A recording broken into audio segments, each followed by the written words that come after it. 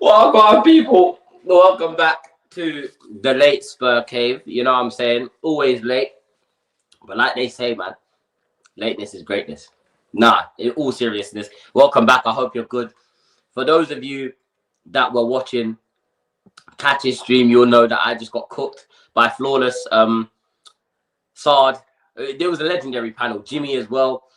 So first of all, I want to say big up Catch for having me on that show, bro. Genuinely. Because do you know what, Mike? And before we get into this, right? Do you know what? I always found it crazy. Where it's like a couple years ago, I was watching some of the people that I'm doing shows with on YouTube. Like I was watching Northside. I was watching Lewis.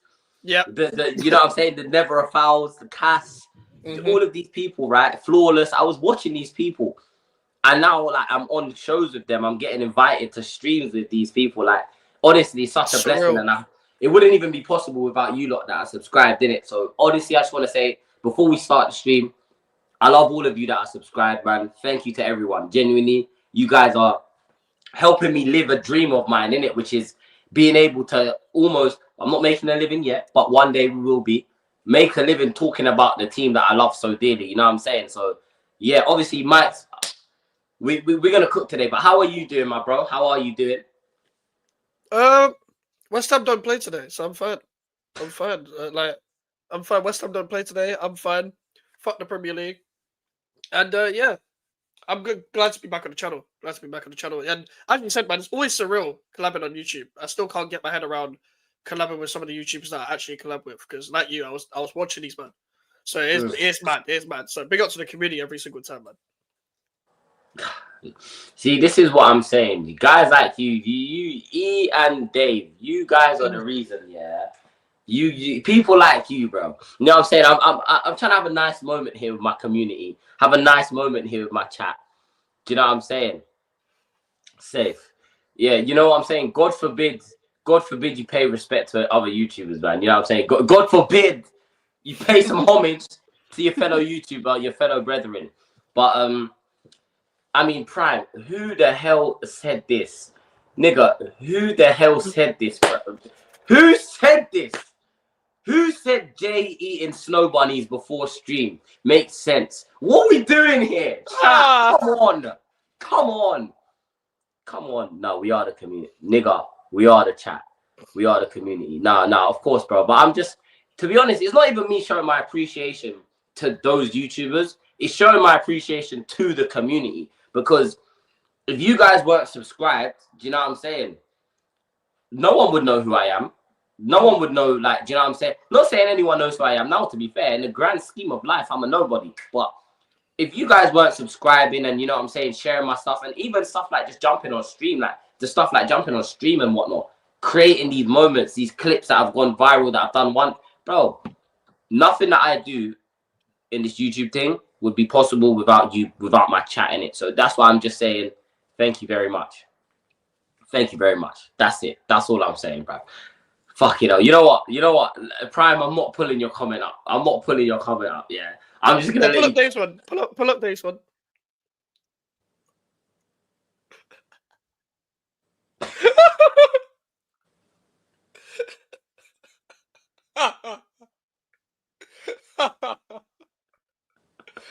Man said, are there any good snow bunnies in Ilford? I don't know about that one, mate. I can't lie. Jay, when's the next break room? Prime is whenever you guys are free. Literally, I've got my Avengers lined up. Me, Mike's, E, and yourself, bro. So obviously, I'm just trying to find the time that works best for everyone. Because obviously now the Prem's back, stream schedules are overly packed, jam-packed. Streams left, right, and center. So yeah, but we will bring the break room back. I think we do need to bring that back. That is my favorite show on this channel. My favorite edition, because we just be having some talks. But speaking of talks, the Prem weekend, first weekend, game week 1 is done. It's come to a close. 3 points for the Spurs, but we're not going to talk about the Spurs until the end. I mainly want to talk about Mike's team. You know, we're going to touch on the Arsenal game as well. We can touch a bit on the other games, but Mike's 3-0 to Sunderland. Now, I watched your crash out. You had the boxing gloves on, bro. Yep. You're going down, innit?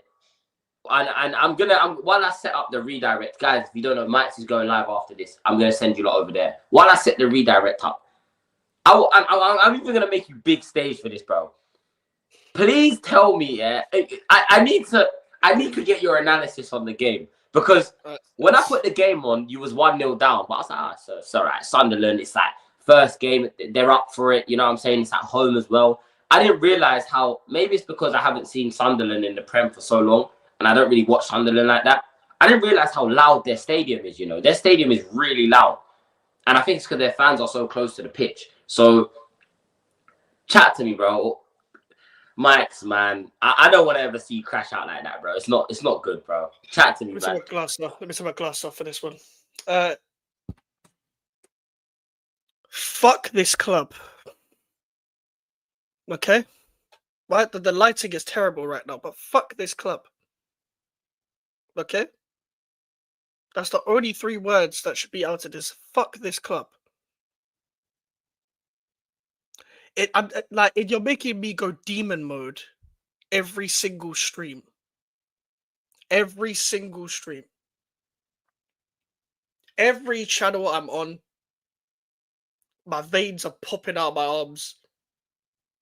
Watching West Ham is a bigger workout than going to the gym. It's the biggest workout in life. All of that hype before the game via West Ham media themselves. Oh, we're ready for the season. No one believed it. I didn't believe it. I said back it up on a pitch. Instead, they were backing their asses up on Sunderland, bruv. And Carnival's not even here. That's the problem. That's the big, big problem. All up on there, twerking on Xhaka and Diarra. And we got dicked. That's a big problem. And that's Sunderland. I know Sunderland have been getting hype. But Sunderland aren't the best team in the league. So if that's what Sunderland are going to do to us, what the fuck are the rest of the league going to do to us? I'd like legit, you can't be starting your youngster midfielder who's been a revelation in pre-season to then go back to the old crop when you're meant to be the manager that starts all the younger players. But fuck the manager for a second. The ownership. Little dwarf. Little dwarf. The man who makes me look 6 foot. David Sullivan. David motherfucking Sullivan. There's a reason why you've been short all your life. And I can say this because I know what it's like, but I don't know what it's like to be that short. You deserve to be run over viciously. Viciously. Someone needs to run him over. Someone needs to crash into him. Someone needs to Donkey Kong throw this guy. 15 years. 15 years, bruv. Jesus Christ. Someone needs to long throw him. Rory Delap settings. Like, you can't be that short and own a football club. You can't. Simple as that. You can't be that short and own a football club. And then you can't somehow, like some fucking slut next to you, just opening her legs for Lord Sugar every single time, talking about, oh, the stadium move was successful. What fucking successful? You think? But it was though. You got more capacity now, Max. You got a bigger stadium, bro. I wish we didn't have the capacity, big man. Like, we need to go back to East Ham, bro. Go back to Canning Town. Get rid of them flats, bro. I'm tired, okay? I didn't want the Premier League season to come back. I didn't want it to come back. And for good reason. It's now fashionable to say West Ham could get relegated now. But when I was saying it, it's like, nah, but Brentford. Nah, but Wolves. Nah, but the promoted teams. Well, everyone's saying what I've been saying now. And for as long as we still start the old crop, the slow players, I can't be bothered. I really can't be bothered. Like, I don't, like, people say I don't condone violence. Yeah, I do. Rush David Sullivan, bro. Rush the Sullivan family. I do condone it. Fuck it. I don't care. Rush them. That's the only way. Because we tried the peaceful thing all this time. Rush them. Then see what happens. Big up touchline. Rush the Sullivan family. His son, especially. If you think David Sullivan's too old, rush his son. Well, what the fuck is going on in the chat? What is? I don't know what's going on. This chat. I'm listening to what you're saying, yeah, and this Musty guy just said someone touched him. I don't know what. Musty, go and report that to the police, mate. But bro, Mikez, man. Obviously, I'm hearing Paqueta's looking like he wants to explore his options elsewhere. Yeah, I saw you retweet something about Alvarez. I don't know if he's on his way out as well. You seem happy, bro. But is it a thing, yeah, where you have to go backwards to go forwards? Is that what you believe needs to happen now? Because we don't need to do a fucking championship. So you don't believe that getting relegated could possibly be a good thing in terms of getting this ownership out? Maybe, you know what I'm saying? It won't make a difference. It won't make a difference. We'll go championship, then we'll do a Sunderland. We'll go League One. We're not going to get promoted if we go relegated. We're not getting promoted. You won't go League One, will you? You're not that bad. Jay, you know why teams come straight back up? Because they're prepared for the championship. We're not prepared for it. We've been in the Premier League for 13 years. Like, since our last relegation. Oh, shit. I didn't even deep that. We're not prepared to go down. Premier League wages. Nobody's going to take a pay cut. That's why Leicester stayed down there for so long as well, isn't it? Yeah, that's why Leicester, when they came straight back up as well, they're in financial ruin. And with this current ownership right now, they'll invest next season to get back into the Premier League. And once they're comfortable in the Premier League again, they won't invest. It's a bit like how owners that want top four will spend enough to be in the Champions League, but once they're in it, they won't spend. Yeah, exactly. So when you're in the Premier League, you won't spend enough to stay to the necessary ambitious place that you need to be in. But you'll pay enough to stay in the fucking division. That's all they want. Because nobody thinks West Ham are going to win the fucking Premier League. Nobody thinks that. No one's asking for that. Believe that. no one's asking for that. But like, bro, we're not here to like be a glorified, like, I don't know, just shitty team every week. Big up. And I feel like I'm going through the same cycle all the time, and it's just like, this is why I wasn't looking forward to this season coming. I've never been this like upset about a Premier League season coming back. I was upset that football was coming back. I was enjoying the summer. No football. I was enjoying that. And as soon as we come back, we lose to Sunderland 3-0. Like, it's tiring. It's tiring, bro. Like, it's just like, it's not even like, I'm not a fan, by the way, that's like, I'm going to put my chest out there for West Ham, and then everyone starts clowning on me. No, people are clowning on me anyway, just because we're losing, bro. Like, but I told you we were going to be shit, so I don't know why you're clowning on me. Like, I told you, but we're going to be shit. But anyone else says shit, I will take you down with me. Simple as that. That's what I have to hope for. Hey, you know what? I can't lie. I low key be clowning just because it is funny, and it seeing you lot fail. It is fun. It is hilarious. But in terms of like, I actually want to sit here and I want to break down the game. You know what I'm saying? I want us to break down the game a little bit.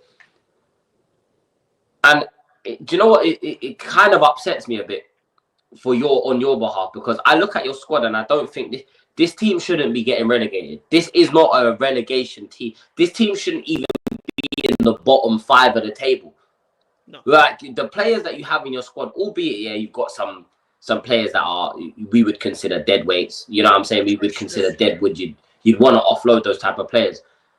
I don't believe that your squad is or at least the level of players that you have in your squad now is so bad for you to go down. So what exactly is the problem at this football club? What is it? Is it a managerial thing? Because Lopetegui was the problem. You sacked him. Nothing's changed. Moisey was the problem. You sacked him. Nothing changed. So is it now a thing where you're in sort of that boat that Spurs fans were in, where we was like, we keep sacking managers. Nothing's changed. We have to look towards the board now. Is it getting to that point for you, though? The owners have always been the problem.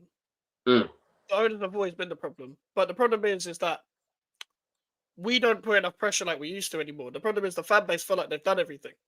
Because you got to understand, when it was like 2018 or whatever, we threw coins at these men. They're still here. We threw coins at the owners. We went on the pitch and threw coins at them. Like, that was what the West Ham fan base did. But now it's come to a point where the problem is, every time we hire a manager, they then, if they have a good patch, they can't continue that good patch because we don't squad build. But then when we get a new manager in, they're either too shit or they're too, like, fitting square pegs into round holes with that singular squad. So I don't so my hit, like, the whole thing, even thing with Potter out, it's not even a hatred thing. It's a thing of your tactics cool, your formation cool, the personnel. You can have better personnel in your lineups. And what ticks me off the most when it comes to managers is the lineups. Like, if you're fitting square pegs into round holes in your lineups, it's a long day. It's a long day. And that's the problem. It's only like 2 or 3 like changes away from being a stable team. Not a fucking good team, but a stable team that doesn't look somewhat on the spectrum. That is my thing. The problem we still got players that the problem is we've got terrible players, but the problem is the terrible players are in very important positions, like midfield. Like, and then multiple of them are in midfield, which is why I'm happy Alvarez is going. Because he's one of them. Oh, so you are genuinely happy that he's on his way out then, yeah? Yeah, he's shit. I don't know why people are gonna, like, some people are like, oh, we miss him. He can't pass forward. He can't even dribble. He's not physical. Believe it or not, I actually wanted him at Spurs before you lot signed him.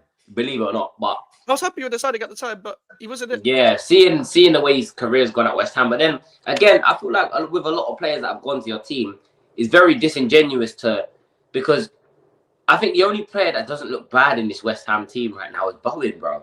And that's just because he's just an exceptional talent. Do you know what I'm saying? Every player, like you put Paqueta in this team. Paqueta he's not world class. Let's not lie and say he's a world class footballer. But he's a very good footballer, bro. Yeah. He's a very good player. Alvarez, obviously you've had to watch him. You've had to watch him, but I don't think he's a relegation for the footballer. Do you know what I'm saying? Like, I think it's debatable still. Like, oh, I think you genuinely think there's a debate there? Yeah. Because you know why? Because you know it is. We have players to build on. So I'll say Bowen, Wan-Bissaka, Tadibo, Diouf, and Paquetá. Those are players to build on. Like, Paquetá isn't really a problem for me. But the problem is we don't build around him properly. So he looks like either the worst player on the pitch or the best player on the pitch. Because sometimes he'll just get too complacent. But I don't think he's a net negative. People like Ward-Prowse is a net negative. People like Rodriguez is a net negative. Naya Faged is a net negative. These are people that are net negatives, and it's all down the spine of the team. We've got some good players, but the problem is everyone is so different from each other. They can't play together because they all suit different types of football due to bad squad building over the years. So we've got too many like different cores that are trying to play with each other, and then there's no chemistry on the pitch. But we're like a few changes away from just being a normal team. But again, the squad building is awful. This is why I don't approve signings like Callum Wilson as a backup. Because we haven't even got good enough starters to be talking about backups. You have to... Callum Wilson? Yes, exactly. Bro, on the weekend, I saw Callum Wilson try and cross the ball into Fulcrook, bro. Like, what are we doing? What are we doing here? Like, that's my problem. Like, if you're a team like West Ham right now, every player you should be signing should be a level raiser from where you are. If you're shitty, if you're mid-table, raise the floor. Because you can't be signing squad players at this current moment in time. It has to be people that are good enough to start for your club. Wilson's not good enough to start for anyone right now. He's not. He's done. He's done. His years are done. So it's bad squad building. Like, he needs to be a coach of that. Right, he needs to just fuck off. Like, he needs to go to TalkSport. He needs to do what Dini done, bro. Jump on TalkSport, man. He's a TalkSport. I like. He's got that TalkSport aura, bro. Yeah. He's a pundit, bro. He should be a pundit, G. He needs to give it up. The C-list footballers always go on TalkSport. Like, that is suited to you. Like, Sunderland when I got Xhaka and Diarra, they just got promoted. So why can't we go and get like high quality players? Why can't we go and get big names that actually suit us, not big names for the sake of it? Like, Sunderland just got Xhaka. Like he won nearly the treble, like a couple of years ago. He won the Invincibles with Bayer Leverkusen. He's a title winner. Albeit, yeah, he went over there and basically stripped Bayern Munich of their title in his first season over there with Leverkusen. Like, I don't rate him because he was an Arsenal player, but like, I'm not ignorant. We give credit where it's due, and that's one thing I was gonna say actually. Like, this is why when we was doing the prediction, I said I don't think Sunderland would go down. I didn't think they would go down because I just thought. And again, call me crazy, yeah, but I just think, yeah, that the beauty of football, man, it's one of them ones. They're just, it seems like it's their fairy tale year, isn't it? It's their fairy tales. It's their time to enjoy their fairy tale, innit? You know what I'm saying? Now, with that being said, there's teams that like Wolves, like Brentford, like you guys, who there is that fear that you guys do replace one of the relegation teams. To be fair, Jay MIKEZ getting ready for Leeds at the weekend. Oh, have Arsenal got Leeds on the weekend? Yeah. Oh, for fuck's sake! Of course, I fucking do it because I'm thinking, bro, we're playing Man City at the Etihad, bro. But of course, MIKEZ, Jay. You know, one day I'm gonna join stream and be bored. I'm gonna be bored, and then what are you gonna call me? I'd love. What are you gonna call me then? Whistle. You're gonna call me Whistle next? Like. No, I can't imagine. Don't go bald. Please don't go bald. Fucking hell.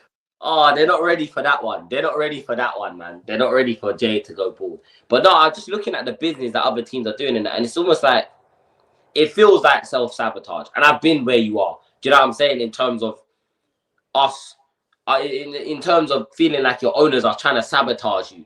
Like, is there a catch here? Is there something that I'm missing? Is there something that we're not seeing that everyone else is? Am I missing the joke? Like, what's the joke here? Yeah, the biggest joke is David Sullivan goes after women with willies. Lady boys. Yeah, the lady boys. He gets dicked down by women. Even hearing someone say that out loud, David Sullivan gets dicked down by. People can't even tell me I'm lying either. It's probably bigger than his. And then you got Karen Brady getting dicked down by Lord Sugar. Opening the legs for The Apprentice. You are fired. I wish they'd fire themselves. Fucking twerking for the sun, bruv. Fucking slag. Right, bro. Mike, you're actually one of the funniest people I know, man. Fucking hell. Man, you know, make sure you guys are subbing to Mike's, by the way. His link is in the description. Make sure you get subbing. But obviously, look, I think it's fair to say Wissa has a beard. That's true. I think it's fair to say that you believe you guys are going down. I think maybe you guys might be able to stay up, just depending on. I think it depends on the rest of your window, and I think you guys staying up right now is solely based on what other teams do, and which is something that you don't want. That is something that you don't want, innit? I think for us last season when we was in that 17th position, us going down was all on us. Do you know what I'm saying? It was all on us. We were in control, but I feel like with this, you guys are out of control. You're not in the driver's seat right now, and I think that's probably you got every right to be afraid of. I'm not even afraid. I'd say more angry, bro. I'd say pissed off because, like I said, yeah, we've both moved to stadiums, bro. We've moved to bigger stadiums, yeah. We were both given promises of what we would get when we moved to them stadiums. I think it's fair to say we both ain't seen that. We ain't seen that. You know, we both seen one trophy in our new stadium, bro. Yeah. So I'm not even gonna sit here and say, oh, you know, well, look at what my club did, bro. Like, nah, G. We moved to these stadiums to become successful teams, and we've done anything but do that. So think about the transfer windows. Well, after West Ham won the Conference League, cool. I know people are gonna say, cool, Kudus, whatever. But Mavropanos, Ward-Prowse, and Edson Alvarez, that's not a Conference League winning. That's not. I know Conference League winning doesn't sound glamorous, but fucking hell, after you win a trophy, you're meant to capitalize off it. And that's who we signed. That's who we signed. Oi, bored with him. Gallus is insane. Oh my God. You guys are too creative. Speaking of Karen Brady, big up her daughter, bruv. Wait. where did this whole thing come from? Where did what come from? So what? David Sullivan shagging Dave. Apparently, cough, cough, wink, wink. He was caught out in Thailand with them lady boys. He You know what I'm likes saying? transition players.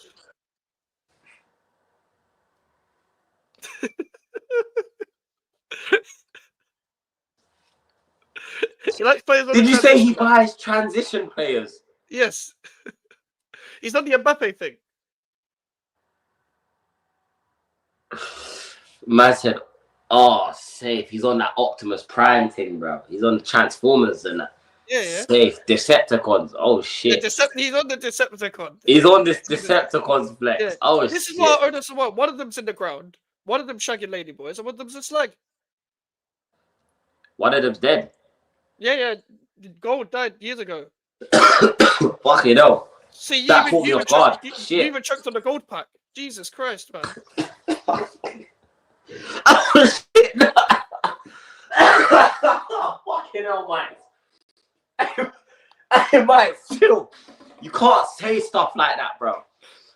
Nah. What the fuck? Man, say you're choking. He owns your football club, Mike. Not anymore, clearly. Not anymore. People are pretending, I'm so sad he's gone. Hey, you lot, bruv, if you don't subscribe to Mike just for that alone, then I don't know what's going on with you lot, innit? But fucking, yeah. Moving on swiftly, yeah. Before we get onto the mighty Spurs and our 3-0 triumph over Burnley, which, by the way, everyone's saying it's only Burnley. It's only Burnley. Do I look like I give a fuck? I've seen my team lose to Middlesbrough. Yeah, I've seen my team lose to Colchester. I've seen my team, lose to all these bums. So don't tell me it's only Burnley. We're only Tottenham. Moving on. I want to talk to you quickly about that United and Arsenal game last night, because I think that Arteta needs to be put in prison, bro. And Amorim does not deserve to be a Premier League manager. I don't think he ever had what it took to be a Premier League manager. I'll be honest. I genuinely believe he's up there with one of the worst managers in this league, bro. And people are gonna tell me, "Oh, you're being a bit over. You're going over the top. You're going over the top." No, I'm not, bro. The way he sets his teams up is so negative, so anti. And United had 22 shots yesterday, and you would not think that they did. You would not think that that game was so slow, so boring, and fair play to you. I actually think United probably should have come away with a draw. I think they probably should have come away with a point. I don't think Arsenal did nearly enough. There was only one clear-cut chance in that game, right? I don't know what you think about United, bro, but everyone was telling me they're going to be different this season, and they're gonna the signings that they made is gonna, bro. I don't think they. I think as long as Amorim's at the wheel, bro, I think they're in for a long season, bro. I think they're in for one game a week. They're in for a long season because Arsenal were there for the taking. If Arsenal had played like that against Liverpool, against City, or even against us, they lose that game because we put them to the sword. You know what I'm saying? You bring Ahmad on, you got Ahmad playing at right wing back. All of these things. Amorim only has one stat. The same thing that we criticize Ange Postecoglou for, only having one way of football, is the same thing with Amorim. He only got one style of football, bro. And if it doesn't work, which we saw yesterday, it didn't work.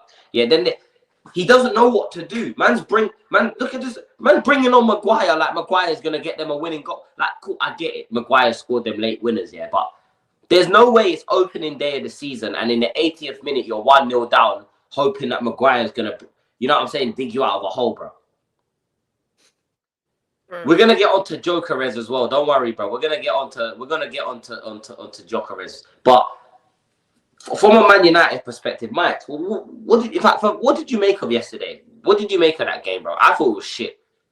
The game was just chaotic for all the wrong reasons. Like, I think Man United's core has improved from last season. No, I don't think it's going to be a different Man United. I don't think it's going to be as shit as last season because that was that was ridiculous. But I don't think it's going to be. I don't think one or two or three, four signings are going to make a difference right now, especially when none of them are midfielders. I think Cunha and Mbeumo are good signings. I really like Mbeumo. I thought he did really well yesterday, to be honest, and I think he'll do really better. I think he'll do better with a striker constantly playing next to him. My whole thing is though yesterday wasn't Arsenal grinding a result out. Yesterday was Man United missing chances. Because let's be real here, Arsenal's defense doesn't look the same. It doesn't look the same. Cunha was not Saliba looks afraid to run at shaky. Saliba. Bro, do you know when people come up against centre backs that are like physical, they're fast, whatever, they're like afraid to go up against them so they'll go backwards. Cunha was not afraid of that. He was going to run at them. So the fear factor's gone with Arsenal. Calafiori, cool, he was alright, but then Lewis Skelly came on and was even worse. Ben White wasn't great, and then Timber came on, also got a yellow card. They were getting a lot of yellow cards yesterday. Even Declan Rice didn't have a good game. It's bad when Odegaard's been your best player yesterday. And even I didn't see anything from Saka. Didn't see anything from Martinelli. Madueke came on and had a shit show. Like it was a collective of a shit show, but they just grinded it out from a set piece. Cool, you scored a set piece again. So what have we learned from last season? Nothing. This is why people were predicting Arsenal to finish fourth, even below Chelsea. And I still maintain that. Because as much as I don't think it's going to be a top four race, I just think Arsenal are not shit enough to be below anyone else, but they're not good enough to keep up with Liverpool and City. I know Liverpool look shaky as well. Liverpool have more firepower. Liverpool intend to go out and attack and outscore teams. Simple as that. And Gyökeres, the chat want to talk about Gyökeres. The amount of nicknames I've seen is fucking hilarious. Oh my god. Chat, can we get some Gyökeres nicknames, slander names in the chat? Let me see all of them. Bring them up in the chat. Let me see the names for Gyökeres, bro. Because I was hearing Gyöktua. You know what I'm saying? Jim Gyökeres. Jim Gyökeres is nasty work. That one's nasty. Man, I'm calling him Super Saiyan Hoyland time. You know what I'm saying? Man, I'm calling him Victor Weghorst, bro. You know what I'm saying? Ellen the Gyökeres. The Gyökeres. Oh, that's a Victor Groceries. Gyökeres, bro. Gyökeres. Galactose intolerance.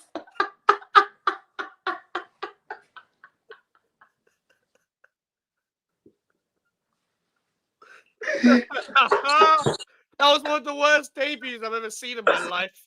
The guy did step overs and backheeled it. He did step overs and backheeled it.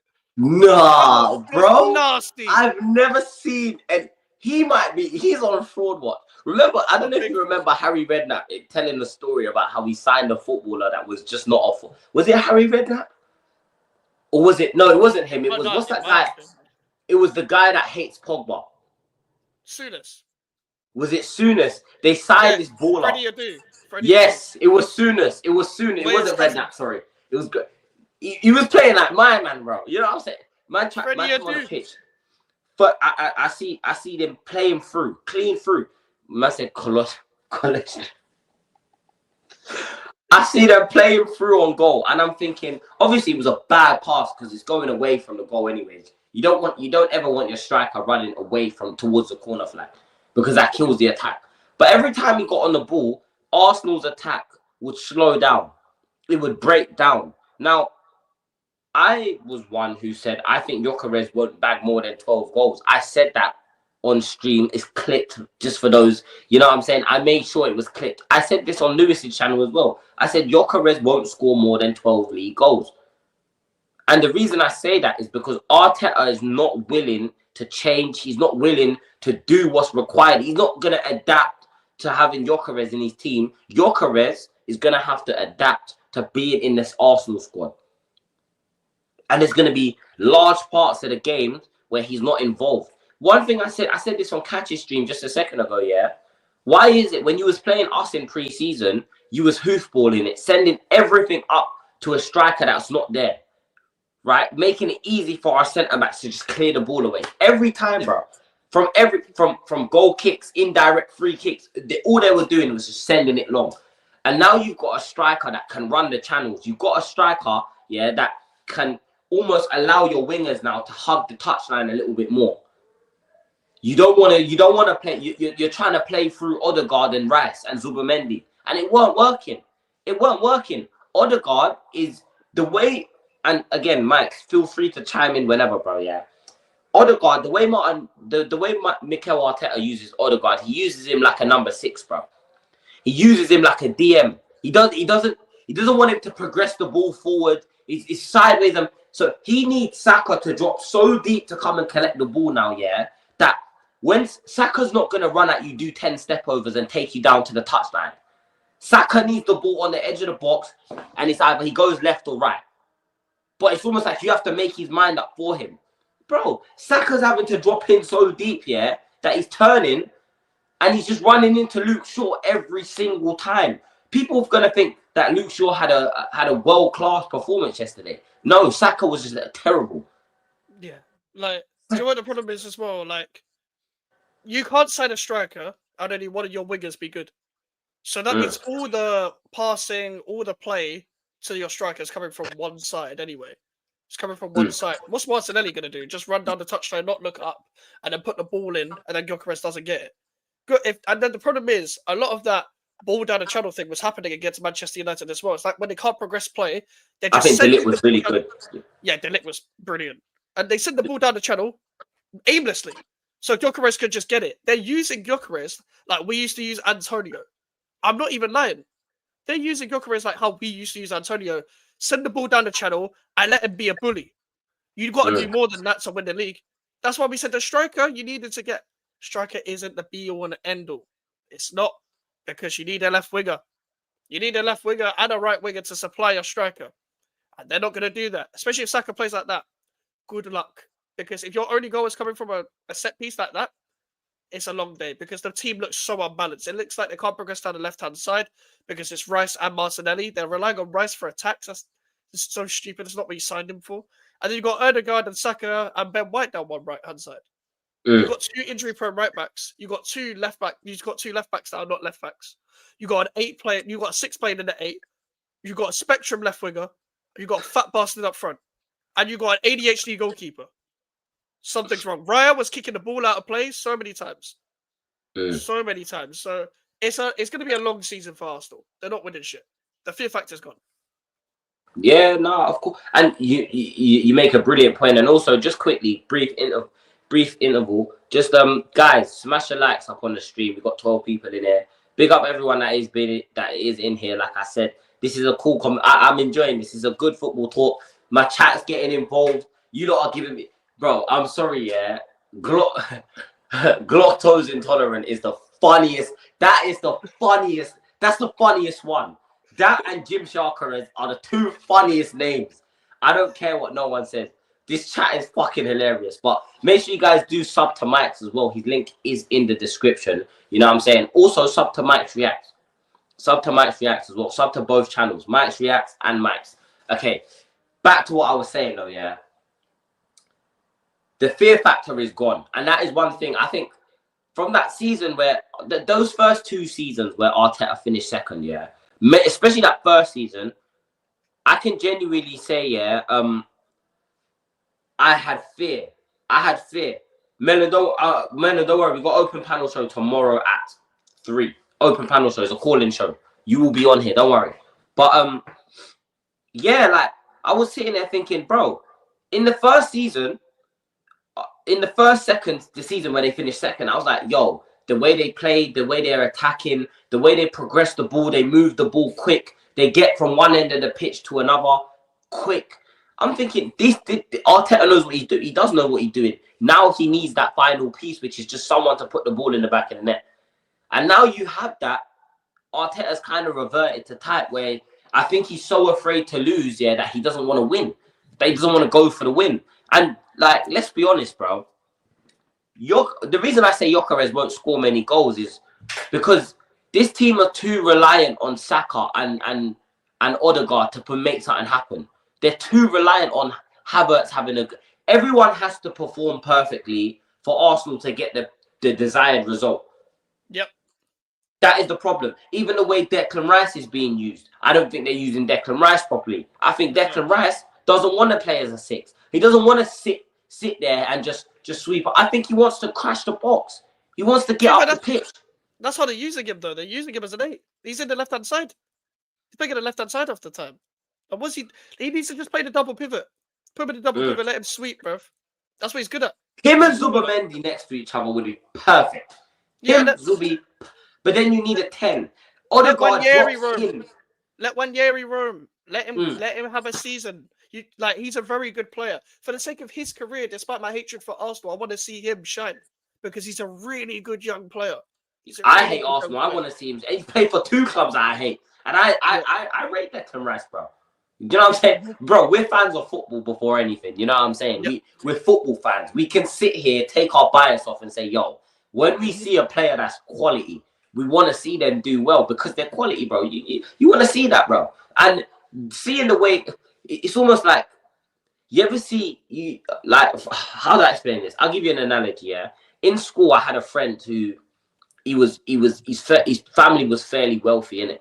Come from a wealthy family. Now, if you went to school in the area I went to school in, you would know that on non-uniform day, yeah, this was like a test of your character, bro.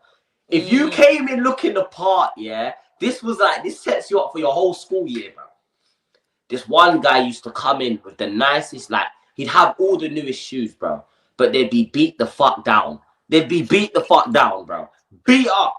This is exact. You guys have a spanking brand new top £100 million midfielder, a world-class player. Because I think Declan Rice is world-class. I don't care what anyone says. I think he's a world-class talent. I don't think he's world-class right now in his Arsenal team, but I think he's a world-class player. And you're not using him correctly, bro. You don't deserve him. Give him back. You lot were saying you want to give West Ham more money. No, don't give them more money. Just give him back. How about that? Need him back. We fucking need him. Right? You know what I'm saying? So yeah, I don't know, man. I think maybe I just expect more from this Arsenal team. Skelly, when he came on, looked shocking. I'm so glad as well, yeah, that people are realizing you lot let the celebrations and that get to his head. When Haaland told you to be humble, this is what he meant, bro. Because everything that you have can get taken like that, bro. And do you know what's actually so funny? Since he's done this to Haaland, he's been sent off twice.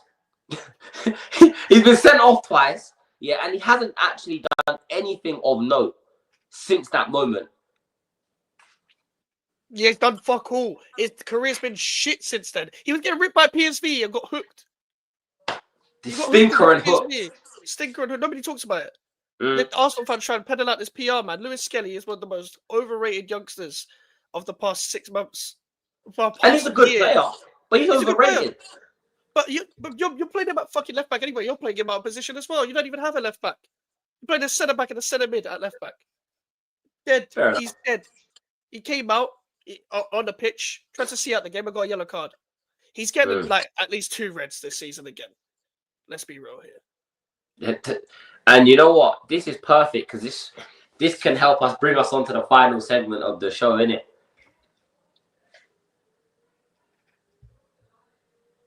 You know what time it is, bro? It's Eze time, man. It's Eze time. Obviously, today we got an update today. You know what I'm saying? I'm only quoting Chris Cowlin, so don't take my word for it. But Spurs have actually sent a 60 million bid into Palace now with add-ons. So it is looking like we are going to get Eze. Eze will be a Tottenham player. I did say, yeah, that the reason he travelled with the Palace, with the Palace squad and whatnot, was probably because that was going to be his last game. I think Palace probably knew that might be his last game, and they probably just wanted him to, you know, do a little farewell to the fans. We saw Gahey doing it as well. We're not sure if he's leaving yet, but I don't know if I don't know if I'm reading too much into it, but we saw Gahey over there almost like saying his farewells to them as well. So it's like, yeah, man, I'm happy. Obviously, we got the 3-0 win against Burnley, and I'm going to ask you, before I give my take on it, did you watch the game, Max? No, because we were playing at the same time. Oh, fucking hell, we were in it. Yeah. I don't know if you caught the highlights or whatnot, but I'm going to just saw the highlights. You saw the highlights, right? So from what you saw, yeah, Thomas Frank. I'll start with Thomas Frank, bro. How good of a manager is Thomas Frank for Spurs? Because I think we can sit here and say he's a good manager, but in terms of at the club he's at right now, how suited to Spurs is he, in your opinion? I think he's very suited. In my opinion, I think he's very suited because I think your club's ownership relied on too much of the fact that because he gets the best out of what he has and he's on minimal spending, that's why you appointed him. But I do generally think he can get more out of the players he has, and that's what I think he will do. I think what's going to make or break him is the cup competitions. Sorry. They're calling him Arse Kelly. Yeah, Arse Kelly. Yeah, Arse Kelly's crazy. But Arse Kelly's crazy, bro. And Skulls is clear. Skulls is definitely clear. That's definitely. How have you not seen it before?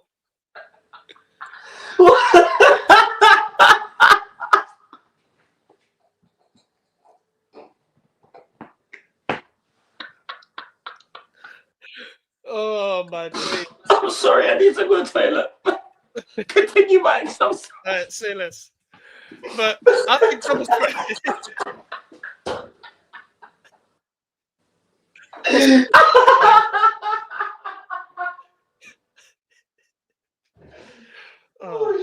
bit, by the way, zoom in on Jay walking out there, him laughing. That'll make a good clip. I can still hear him now. Just clip that bit and zoom in. But yeah, I think Thomas Frank's actually perfect for Tottenham. I think what's going to make or break him is the cup competitions and the Champions League, so we know what he's like when he's trying to win something. Funny, bro. But get the best out of like the squad he actually has right now, and I think the wingers he has actually do suit him. They need a little bit more quality, in my opinion. I think it's all good when it's a good feel-good factor right now because you want a new manager bounce. But when the going gets tough, I want to see what this Tottenham team is like under Thomas Frank. I think what's the difference is though. And the difference is between Frank and the previous managers you have, he'll have a calm presence when you're struggling, compared to the other managers that are very like rowdy when you're struggling. They're very like they'll lash out. Whereas Thomas Frank will keep calm. He'll be like, everything's fine right now. We're gonna keep the same way. We're gonna change this. We're gonna change that. And I think what's good about him, he can change the two different formations to suit the game as well. So I think against City, you'll see a prime, modern day Tottenham Hotspur performance. And what I mean by that is, you'll go and beat Man City because Thomas Frank will be very suited on the counter-attack, running into space, and your players are very suited to the counter. So I think you'll show some great signs there, and I think you'll build on that. I don't know what place you're going to finish, but if you get Savio and Eze, that is amazing. That is amazing. I know people are saying like Gideon Balogun. It was linked with Hincapié as well, by the way. That's another signing that Spurs are looking to get completed. Good signing. You know what I'm saying? But what I will say, one thing, if you man do this transfer window, and you man are struggling, I don't want to hear a single word about Daniel Levy. I do not want to hear a single word because there's one criticism I have. What some of you guys do, you'll hype up your transfer window, and then be like, Levy out. Levy's the problem. We'll protest for 1 week. Our fan base do it as well. But let's not act like that don't happen. I know not saying the people in the chat, but a general fan base. Yeah. The general, yeah. And then when it going gets tough, what happens? I want to see what your players are like when the going gets tough. I want to see what that's like because it's going to take. And that is along the road. You make a great point there about when the going gets tough because we're going to be under the cosh a lot in the season, bro. Especially now that we're in Champions League and whatnot. Bro, I've looked at our fixture list, bro. It's not favourable in it. That you see from that December to like April time for us, it's never great for us. We always usually get. I think last season, in the space of like 7 games, we had Chelsea, Liverpool, City, Newcastle, Villa, Brighton, and United. I think all back to back. Right, in that time frame. So, yeah, I do think obviously it can be it's going to be rough. But in terms of what Thomas Frank can do as a manager, yeah, I think our players are going to be a lot more protected throughout the season. Obviously, I know we've lost the doggy, we've lost Maddison and whatnot. Kulusevski's still not back yet, but there's just this less gun-ho-ness about them. It's like even when we went 3-0 up against Burnley, right? Bro, we just shut the game down. 70th minute, shut the game down, bro. Archie Gray looked brilliant when he come on as well, by the way. Archie Gray looked really good. It's almost like, you know, he's got a manager that trusts him to play in his normal position now. And he's doing exactly what he would. Yeah. And I've been a big critic of him when he has played in the midfield. But because under Thomas Frank, Thomas Frank hasn't used him as a centre-back. Now we're starting to see he looks a little bit more comfortable there. Romero, Thomas Frank wanted Archie Gray at Brentford. At Brentford, He yeah, hijacked him. exactly. We was all gassed because we hijacked him. So I know that Archie Gray is gonna get a lot of minutes under Thomas Frank. This guy said why for that. No, we didn't say the bone gets tough when they're going. When the going gets tough, not when the bone gets tough, bro. What the fuck? No, but Bergvall again. Now I think with this one, yeah. I think with this one, yeah, he's a slow start. I don't think I think he wasn't as good as he has been. I think we've seen him, but bro, he's not at the level yet, and he's still got a bit to go. And because we're in a different system now, where he's not really required to be as pinball, as scatter. You know, like last season, one thing I noticed about Bergvall was that he was doing a lot of running off the ball in terms of chasing everyone always, because in a lot of games that's what it was. It was very Tom and Jerry-esque. Now that we've got a lot more control on the games, yeah, I think Bergvall isn't going to look as effective in the way that we think he is, in terms of turning out and carrying, because we've got Bentancur doing that role right now. Basuma's obviously got some disciplinary issues, right? He's been shunned, exiled from the squad. I don't know when he will be back.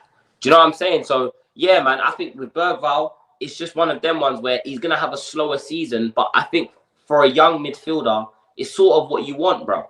You want to kind of drain the chaos out of them from when they're young, so that they have that level-headedness. And I think that's one reason why people kind of like Archie Gray so much, because he's so level-headed at such a young age. He doesn't have that rashness about him. Do you know what I'm trying to say? But just quickly touching on Spence, well done, mate. He signed a new contract today. I think it will take him into 2029, I believe. So he signed a new long-term deal. What a player! I couldn't. There's no player on earth I'm more happy for than Jed Spence, bro. Genuinely speaking.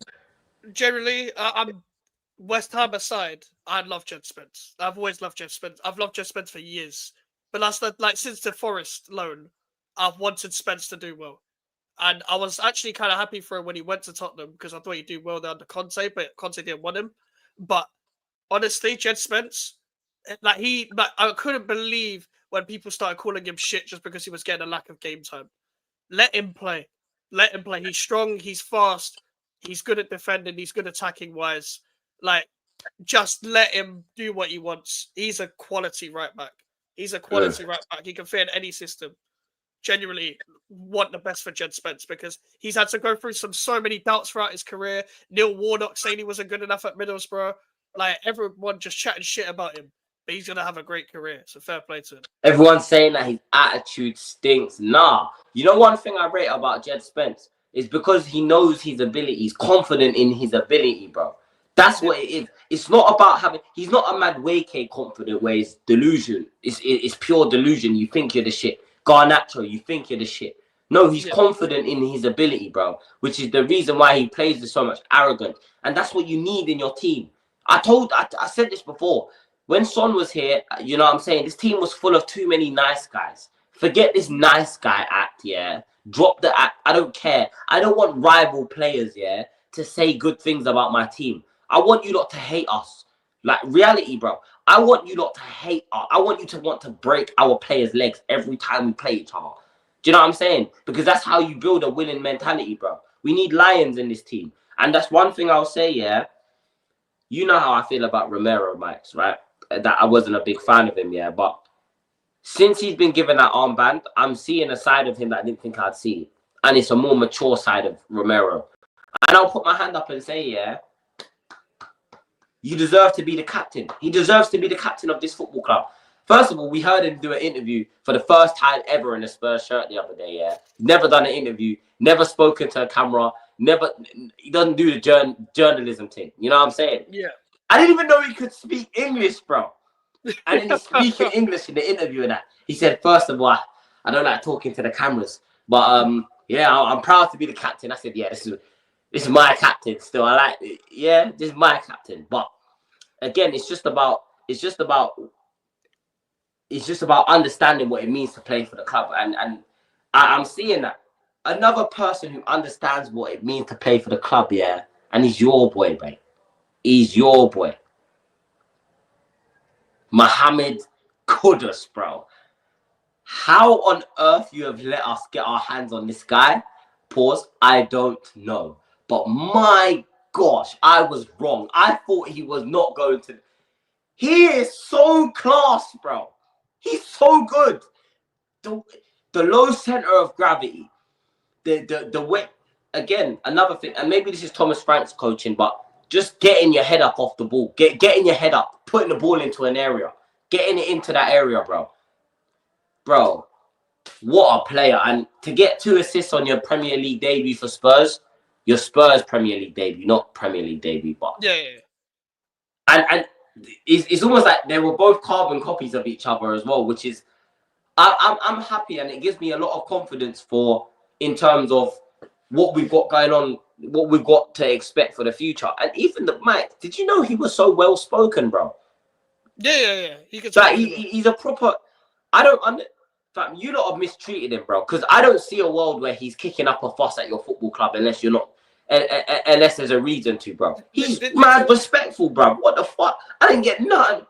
Man shook the referee's hand, bro.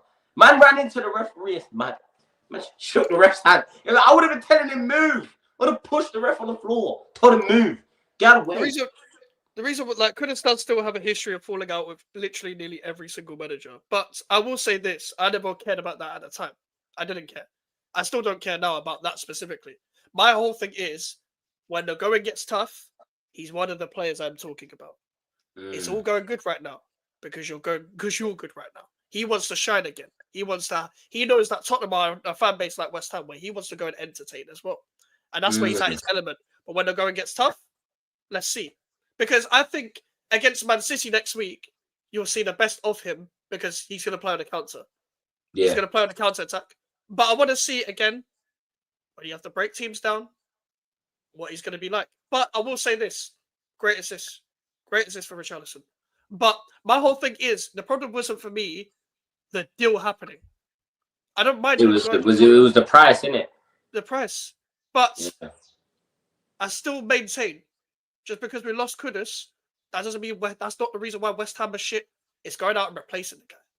Yeah. Going out and replacing. No matter what I think, whether he's good or whether he's shit or whether he's mediocre, you have to replace every single player you sell, and that's the problem I've had. And you can't just sell someone that everyone else is highly thinks of him and only sell him for 55 when he's been touted as 80 plus all this time there. So I think Kudus will be okay, like he was at West Ham. One good season, one bad season. But in certain games, you have to have Kudus as a cog in your team, not the main guy in your team. Kudus in certain games where, against City, he's going to bypass Ait-Nouri like it's nothing. Because Ait-Nouri can't defend, and Kudus is sick on the counter. But it's one game in. I'm hearing certain man are calling him the Ghanaian Neymar. Yeah, see, that's where they lose me, innit? And this is the thing, yeah, man need to stop that because I have to answer for these crimes. I have to answer for these crimes when I jump on these panel shows and that. You know what I'm saying? I'm on Never a Foul getting cooked for Deji's crazy statements when I ain't saying what Deji's saying. You know what I'm saying? But I will say, yeah, one thing about Kudus, and I think this is also one thing that I have to say, yeah, about Thomas Frank even. Is that he seems to get the best out of his attackers. He seems to understand the attacking side of the game really, really well. And I don't think people give him enough credit for that. This guy had Sharda scored 12 Premier League goals last season, you know. Yeah, and he's not even Sharda. And that was only the second half of the season, really. In the second half, from December to the end of the... That is not... do you get what I'm trying to say? I believe Thomas Frank is the right manager to take us forward, and I think I think Richarlison. We're gonna see a really different Richarlison this season. I think he will have a better season than Solanke, and I say that because a lot of people have been harsh on Richarlison.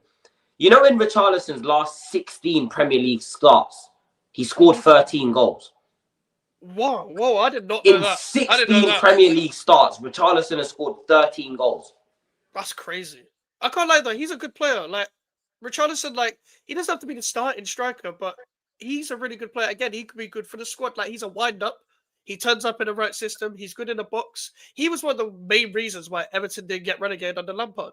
Him and Pickford. They put their bodies on the line for Everton. That's why Everton fans love him.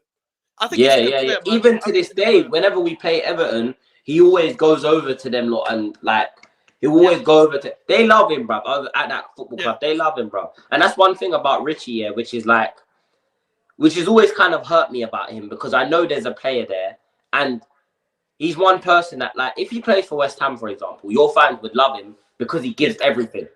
Do you know what I'm saying? He gives everything to the badge. He understands what it means to play for certain clubs. Do you know what I'm saying? He understands how much the fans love their football club and what it means. And whenever I watch Richie play, he gives 100% every week, albeit sometimes his 100% isn't enough.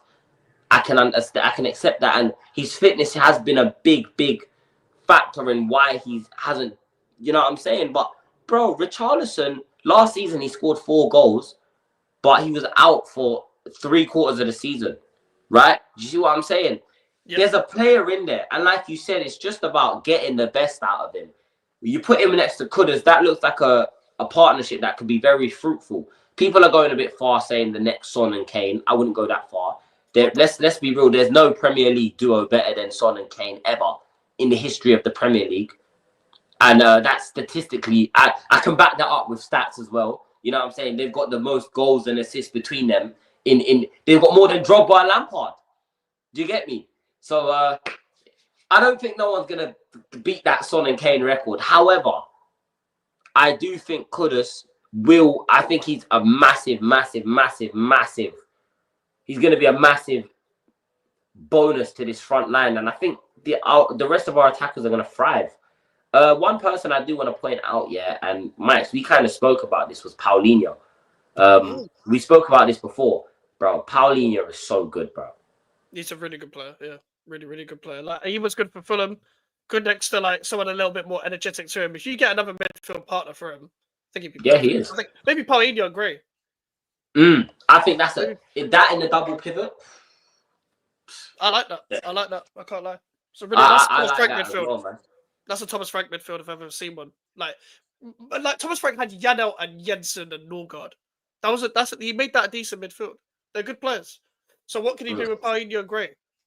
Like fuck off Bentancur. Fuck Bentancur off. That man's pointless. Get Gray, Eze, and Paulinho in the same midfield. That's nasty. Yeah. Oh man, I keep forgetting Eze, man. I keep forgetting we got Eze to add. I do think the Savinho deal is off though. I think City are trying to block a move. They're trying to price him at 80-something million. I was reported by Ballagate though, so I don't know whether it's like. Yeah, that's the only thing. I was unsure about the source, innit? I weren't sure if the source was reliable or not. But in terms, is there anything else going on in the football world that we can? Yeah, Richarlison has 13 goals. Yeah, that's what I said. That's literally what I said, Mr. Rudang. That's what I said. He's a good footballer. Like, Richarlison has got a better output than a lot of strikers in the league, which is an uncomfortable conversation that a lot of people don't want to have, innit? So, yeah, but in terms, you know what we can quickly talk about, yeah, Pat Matasar, we can talk about him as well. I think he's good. I think he might be on his way out, though. I think next season we should look to move him on and go and replace him. Is Sarr a player that you'd be interested in at your club, Max? Do you reckon he could do well at your club? Or is that not the level that you guys want? You want a little bit of a... You know what I'm saying? Because he's a ground raiser, but he's not a ceiling raiser, innit? Joy is, if we send him, but then we sign 2 other midfielders, I'm happy in it. Yeah. No, it's one of them. I think he could be a good part of something. Like, he's all right. Like, he's just all right. Like, I don't think he's anything special, but I don't think he's terrible. But I want technical players. I want technical players at the club again. So I don't know if he's that, but yeah. Yeah, I think with him, you're just kind of gonna get you're gonna get someone that's just gonna do a lot of running. You know what I'm saying? You're gonna get a lot of energy in your team. You don't really want that at the moment. Fair enough. That being said, speaking of energy in their team, right?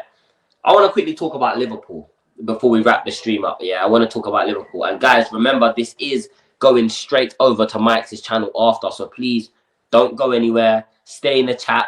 It is going straight over to Mike's channel. So when you go in there, you know what I'm saying, just put a J raid, Hotspur Cave raid, and that. Make sure you hit the likes on the way in. But quickly before we wrap up, I do want to talk about Liverpool. Ekitike, he's gonna be a top player, man. I was hearing Liverpool fans after the game putting hashtag who needs Isak. You know what I'm saying? There was gas. No, there was genuinely gas, bro. And I'm hearing, obviously, Liverpool put a £140 million bid into Newcastle today for Isak. So if they get Isak, that attack, bro, are they walking the league? What do we reckon, man? Like, I don't know, bro. I thought they looked a bit shaky against Bournemouth, but I didn't want to discredit Bournemouth, bro. I think they deserve to get something out of that game, if I'm being honest. Semenyo I see why they refused to let him go. I see why they had to tie him down to it. He's so good. Bro, Semenyo is such a baller. That second goal was absolutely ridiculous. I think you have to understand, is that carrying the ball from one end of the pitch to the other end of the pitch takes a lot of mental strength as well. Because it's not difficult. When you get to, it's almost like you're in front of goal now. It's like, don't mess up, don't mess up, don't mess up, don't mess up. Bro, the quality, the composure to just slot it away. Sit Kanate down and slot it away, bro. Bro, Semenyo. You see, can we stop looking down on people that signed from the Championship? Or people that signed from, like, lower league teams and stuff like that as well? Like, bro, Semenyo was a player that came from Bristol City. Yeah. He came from Bristol City. Like, Bournemouth signed him from Bristol City, and nobody thought that was a fashionable signing. Anything that you're about to sign came from QPR. Like, we need to look at Championship talents and be like, they're ready to step up, the good ones. Semenyo is one of them players who never really got to hold down a position like that until Iraola put him on the left. And then he's been cooking from there. Every time Bournemouth lose a player, they recruit quick. But with Liverpool, I think their defensive depth isn't there. Leeds just scored. Yeah, Leeds scored a penalty. Shit. People were saying Everton are going to get top 6. But anyway, boys hyping that. But like this is the thing with Liverpool. For me, with the last two games, the Community Shield and the first game of the season, what's really like a big negative is slot subs. Yeah. Like, I know Kirkes and Frimpong, like they weren't playing that good, but putting Robertson and Endo on, fucked it. Completely fucked it. Cool, him putting Chiesa on, then that rectified it. Cool. His attacking subs are actually very good. His defensive subs and him trying to see out a game. Why are you trying to see out a game in the 60th minute? You're at Anfield, mate. That's why I think if they're gonna win the league, it's gonna be a title race, but they're only gonna win the league and that's it. They're not gonna walk it. Man City are there. Man City are not playing about this season. They're not letting that happen again. They're not letting last season happen again. So I think Liverpool may win the league, but they won't win anything else. They won't win anything else. Oh shit! So you just reckon that they just win the league then, and they don't have the depth. And you know what? It's funny actually, because obviously I think a lot of people said that the one thing that Liverpool are crying out for is another centre back. They're in desperate need for another centre back. Konate doesn't look too.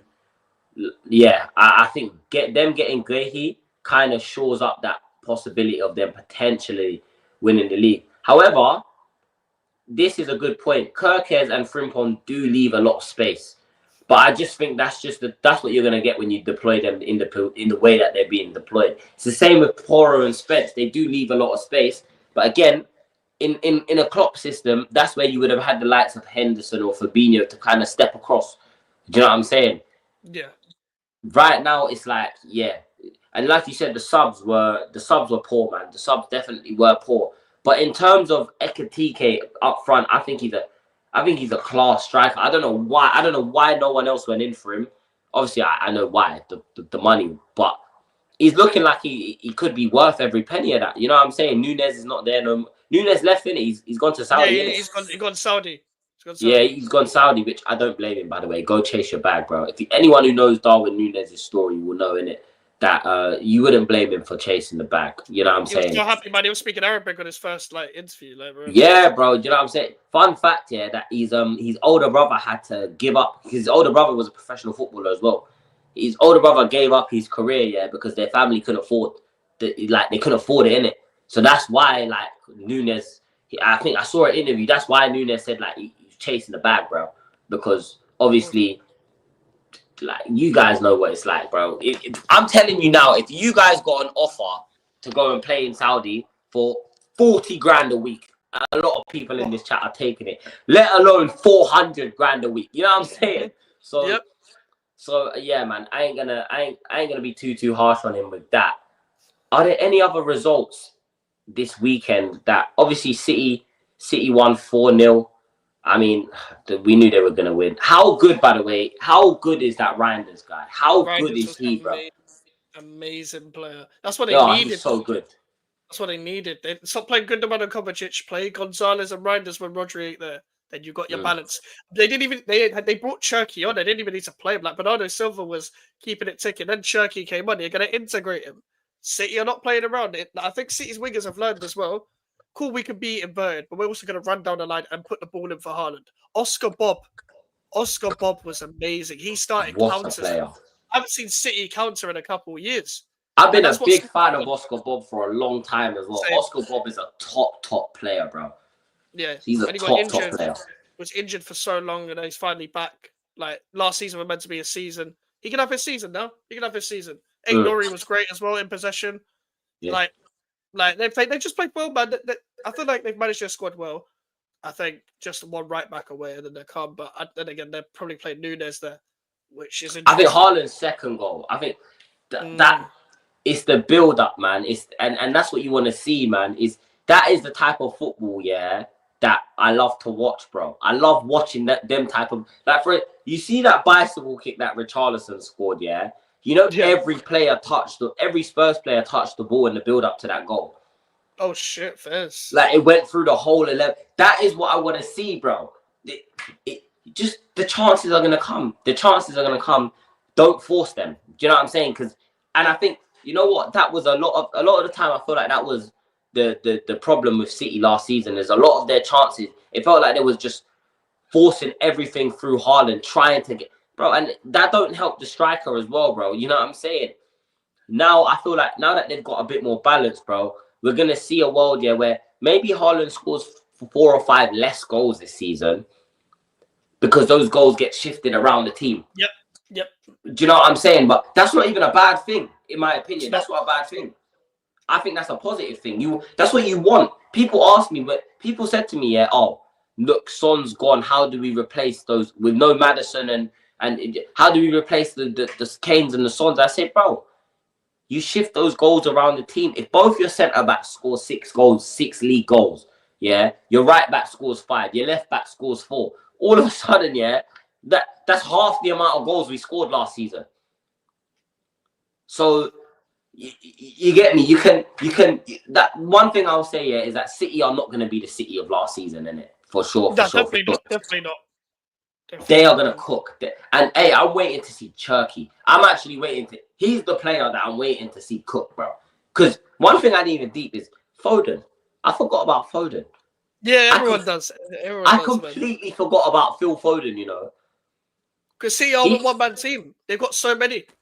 That's why. Only the English media focus on Foden. Yeah, facts. Oh, because he's English and, you know, they're too busy comparing him to Saka and what. Yeah. Bro, come off it. You know what I'm saying? Give me a break. But Mike's, obviously, apart from we are redirecting to you, but what you got coming up for the people this week? Anyways, let them know, man. Well, we've got some good things coming up, man. We've got a new show tomorrow with none other than Too Much of E himself, Elijah, every Tuesday night. You'll see me and Elijah streaming. So that'll be at 10:30 from Out West show. So come and check that out as well. We've got a new podcast coming as well, and I'll keep people updated on that. So a new upload show that's happening every week as well. Hopefully there'll be an extra stream tomorrow. I'm trying to get someone on for a Chelsea preview, a new collab that you might see, but it's not confirmed yet. It's not confirmed, but we'll have some Chelsea previews along the way as well because we're playing on Friday, so it's going to be very difficult for me to stream because I'm trying to get as many people on as possible. But we're going to have streams with Melon and Prime as well, just before the West Ham game on Friday as well. So come and check it out. GVO Max, you haven't subscribed already. There you go, people. You know where to find the boy Mike's, GVO Mike's on YouTube. Also sub to his reaction channel, bro, because he be reacting. You know what I'm saying? He be, you know what I'm saying? He be reacting, bro. You know what I'm saying? So make sure you guys go and sub to both of those channels. We are gonna raid Mike's now because he is about to go live with Alfie, I believe, for the GVO show. Yep. So yeah, people on the way over there, just go in the chat. Put a Hotspur Cave raid up in the chat. Make sure you smash the likes on the way in. Sub to both of them as well. You know what I'm saying? And yeah, I will be back tomorrow, people. Tomorrow we got a very special show. You know what I'm saying? It's the first. Speaking of new shows, I got a new segment on the channel, right? Do you know what I'm saying? And it's a North London segment. It's a North London segment. Spurs versus Arsenal, the stuff everyone wants to see, the stuff of dreams, the stuff of miracles, bro. You know what I'm saying? So make sure you lot are tapped in and make sure you guys do check that out. I will catch you lot tomorrow. Make sure you guys go and put Hotspur Cave raid in Mike's chat. Mike's, thank you for joining. And yeah, we will be back. Goodbye and God bless. W Street.